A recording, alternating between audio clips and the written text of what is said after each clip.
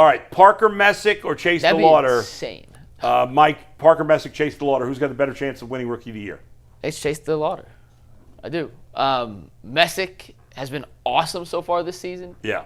His numbers cost me money in the 5th inning yesterday. I apologize for your gambling loss. He's been really good. He's been the better player so far this season between the two. But pitchers to sustain for an entire season at that level when you haven't done it yet, I just think is so difficult. I was looking at some track records of other rookies who have gotten off to hot starts. A lot of times they will start hot, hit the rookie wall, kind of tail off. He's never pitched as many games in one season as he will if he stays healthy. And I think Chase is just a special talent. I know injuries have been his, no pun intended, Achilles heel in terms of progressing through the minor leagues, getting to this point, but he snapped out of his slump with a triple yesterday. He still has 5 homers. His OPS is still above league average. I think at the end of the day, if it's one or the other, I would pick Chase DeLauter. I would say nailed his name, by the way. I would say DeLauter just because, chicks love the long ball, baby. You know what I mean? True. It's seriously, it's about what he can do at the plate, and if he can, again, I don't know that he's gonna win Rookie of the Year. I just think that he's somebody that's on the radar for people too right now. Like, people have been paying attention to how he started the season. That's just my gut. To me, it's a no-brainer. It's Chase DeLauter, and I love Parker Messick. I love what he's done. I know he didn't. Yesterday was his worst start, and it wasn't like Still pretty good. It wasn't horrible. But here's the thing. So the one thing against Chase DeLauter is his injury history, and that's a legitimate concern, and that ultimately could cost him.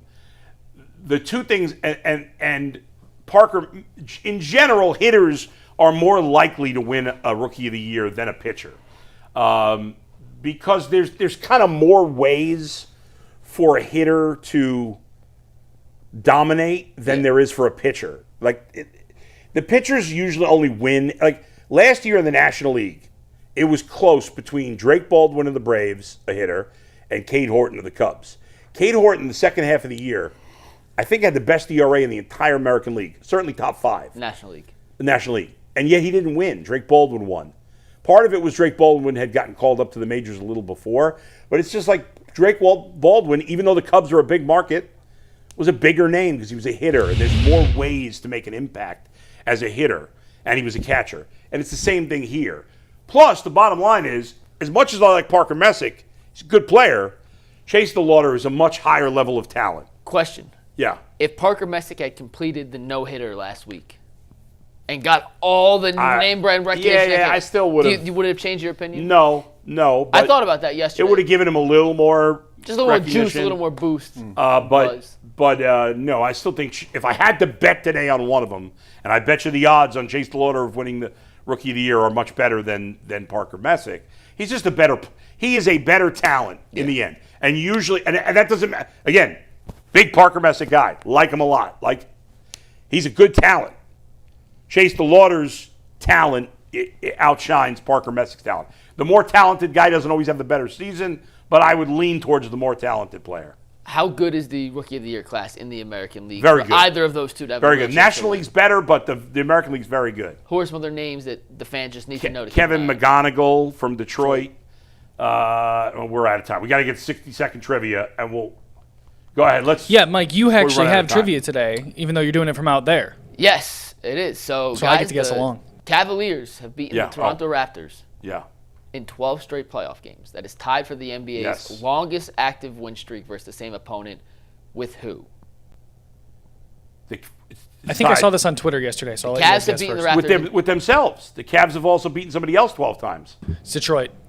And it's a 3-way tie with themselves. The Cavs have 12 straight wins. Detroit 12 times. They've beaten Toronto 12 times. And Atlanta.